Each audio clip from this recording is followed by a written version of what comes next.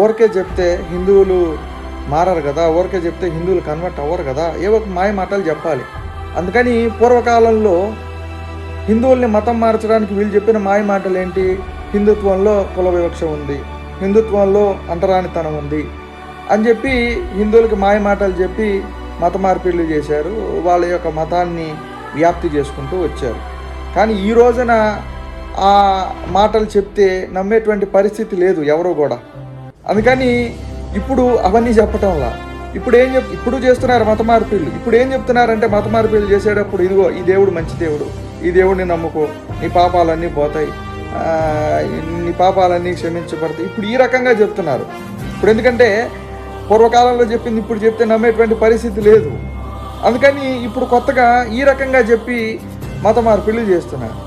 నాకు అర్థం కాని విషయం అంటే అసలు దేవుడు అంటేనే మంచివాడు. నీకు నాకు ఈ ప్రపంచంలో ఎవ్వరికీ లేనటువంటి గుణగణములు భగవంతుడిలో ఉన్నాయి కాబట్టే మనం ఆయన్ని భగవంతుడు అంటున్నాం, దేవుడు అంటున్నాం. దేవుడు అంటేనే మంచివాడు, ఇంకా అందులో మంచి ఏమిటి చెడు ఏంటి నాకు అర్థం కానటువంటి విషయం.